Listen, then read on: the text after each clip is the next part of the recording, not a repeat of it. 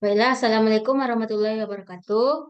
Perkenalkan kami dari kelompok 15 akan memaparkan jurnal kami dengan mata kuliah Evidence Based dalam Praktik Kebidanan dengan dosen pengampu Ibu Khalila Lubis SSTMKET.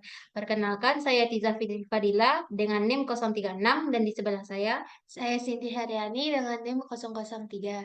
Baik, kami akan memaparkan jurnal kami untuk menentukan passion values dan dilema etiknya. Yang mana judul jurnal kami yaitu mengurangi morbiditas neonatal dengan menghentikan oksitosin selama fase aktif kelas 1 persalinan. Yang mana dengan uji coba terkontrol secara acak multisenter stopoksi. Di sini kami melihat background-nya yaitu latar belakang.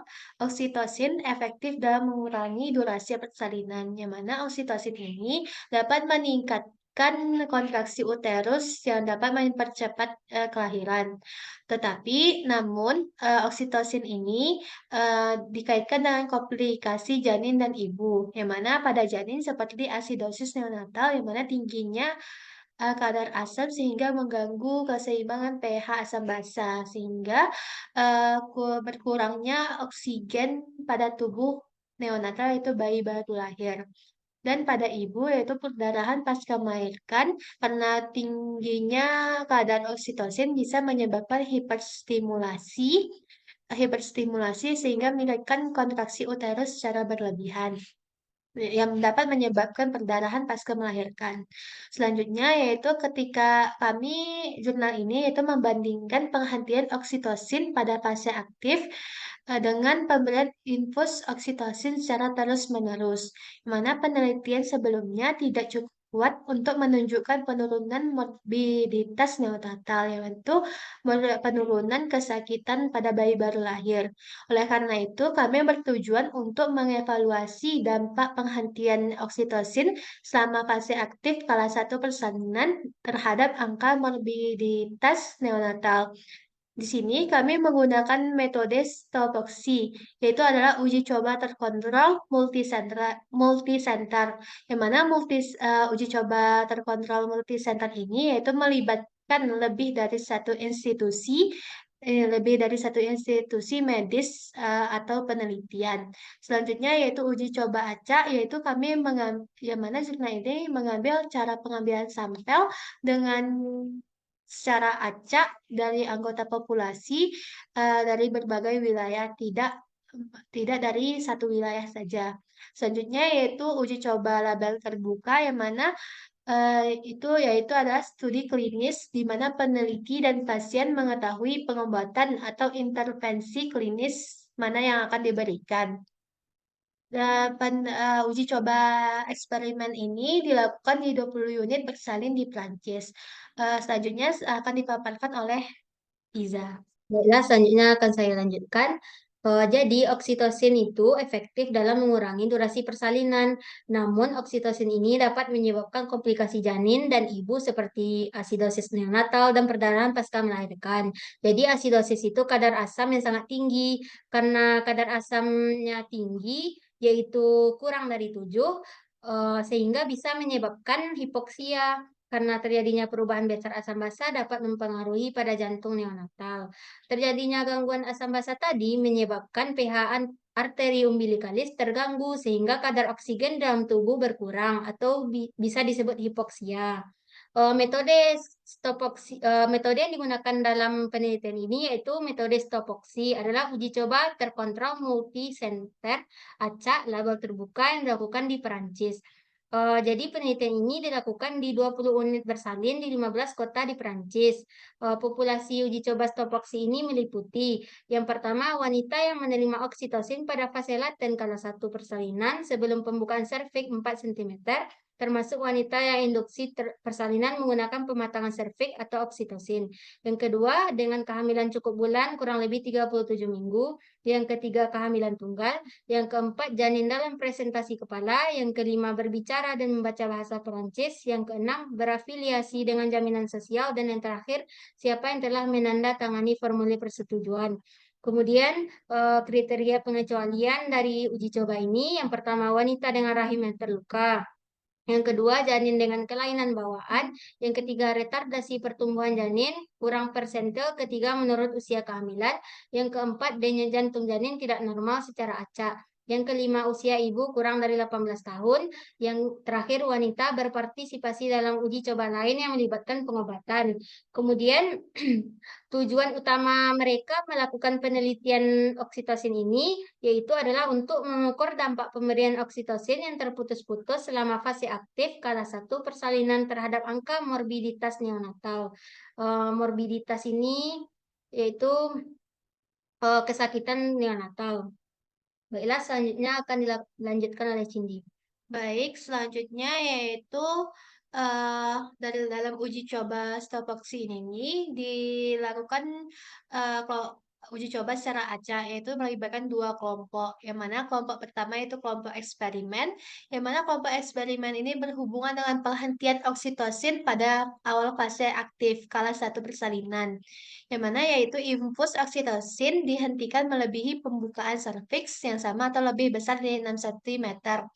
Mana maksudnya yaitu, oksitosin penggunaan pemberian oksitosin dihentikan pada pembukaan fase aktif yaitu pembukaan 6 sampai 10, yang mana akan dilakukan pemberian pada fase laten yaitu pembukaan 1 sampai 4 cm. Mana pada kelompok eksperimen oksitosin dapat diberikan kembali jika perlu setelah 2 jam penghentian persalinan, di mana tidak ada perkembangan dilatasi serviks dan tidak ada perkembangan kepala janin.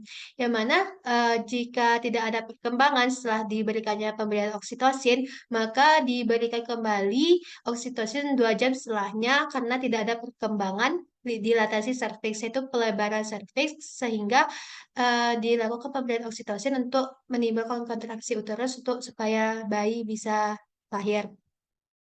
Selanjutnya yaitu kelompok kontrol, yang mana sesuai dengan perawatan standar di Prancis, yaitu ketika oksitosin dimulai pada fase laten, yaitu fase 1 sampai 4 cm pembukaannya, kala 1, pemberian oksitosin dilanjutkan selama kala 1 aktif, dilanjutkan juga pada kala pembukaan ke-6 sampai 10, yang mana diberikan oksitosin secara terus-menerus. Dan ketika selama kala 2, pada saat persalinan, jika detak jantung janin meyakinkan, seperti dalam praktik standar Prancis, infus oksitosin dipertahankan tanpa penambahan jika pelebaran serviks berlanjut.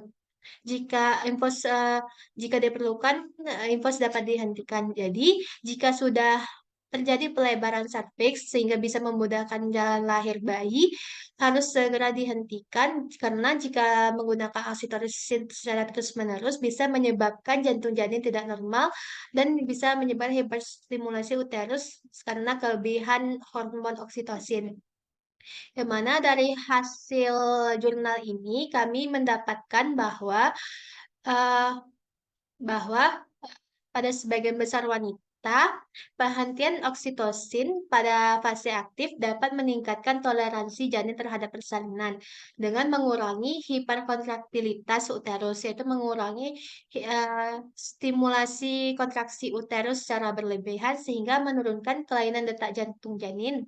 Nah, jadi dalam situasi yang paling parah, penghentian oksitosin juga dapat mengurangi morbiditas neonatal berat yang dapat menyebabkan kerusakan neurologis, yaitu kerusakan saraf, dan komorbiditas neonatal sedang yang mungkin berhubungan dengan kebutuhan resusitasi dan rawat inap, yaitu resusitasi seperti CPR atau RJP, yang mungkin berhubungan dengan kebutuhan yang mana berbeda dengan penelitian yang dipublikasikan sebelumnya. Uji coba Stopoxy yang berencana melibatkan sampel perempuan dalam jumlah besar akan memiliki kekuatan yang cukup untuk menunjukkan perbedaan dalam morbiditas neonatal jika memang ada. Mungkin sekian hasil bedah jurnalnya, nilai pasien dan dilema etik akan dijelaskan oleh Tiza. Baiklah, selanjutnya saya akan menjelaskan tentang nilai pasien. Jadi setelah kami mengingat kembali nilai pasien yang dapat kami ambil dari jurnal ini yang berjudul yang berjudul Mengurangi Morbiditas Neonatal dengan Menghentikan Oksitosin Selama Fase Aktif Kala 1 Persalinan dengan uji coba terkontrol secara acak multisenter stopoksi, yaitu lebih banyak dampak positifnya daripada negatifnya. Jadi aman diterapkan dikarenakan penghentian oksitosin pada fase aktif dapat meningkatkan toleransi janin terhadap persalinan yang dapat mengurangi morbiditas neonatal. Kemudian dengan menggunakan metode reflektif, dapat kami ambil dilema etiknya, yaitu oksitosin efektif dalam mengurangi nyeri saat persalinan. Akan tetapi, jika oksitosin digunakan secara terus-menerus dari fase laten, yaitu fase laten itu pembukaan dari 1 sampai 4 sampai fase aktif yaitu pembukaan 5 sampai 10, maka dapat mengakibatkan komplikasi ibu dan janin, yaitu asidosis neonatal dan perdarahan pasca persalinan pada ibu. Kemudian kesimpulannya dijelaskan di sini. Baik, dengan hasil jurnal yang telah kami sampaikan tadi, Ibu, kami mendapatkan kesimpulan bahwa oksitosin memang efektif dalam mengurangi durasi persalinan, tetapi itu dapat memicu komplikasi pada ibu dan janin. Seperti pada janin itu menimbulkan morbiditas neonatal, itu kesakitan pada neonatal yang bisa menyebabkan janin mengalami neonatal tersebut mengalami hipoksia. Dan pada ibu jika diteruskan menggunakan oksitosin secara terus-menerus bisa menyebabkan hiperstimulasi uterus, yaitu menyebabkan kontraksi uterus secara berlebihan sehingga bisa menyebabkan perdarahan pasca melahirkan. Jadi jurnal ini yaitu mengurangi morbiditas neonatal dalam menghentikan oksitosin selama fase aktif kala 1 persalinan, yaitu fase pembukaan 6 sampai 10 itu adalah aman diterapkan dalam persalinan. Mungkin sekian saja jawaban dari kami, Ibu. Jika ada salah dalam berkata, kami mohon maaf. Mungkin sekian. Assalamualaikum warahmatullahi wabarakatuh.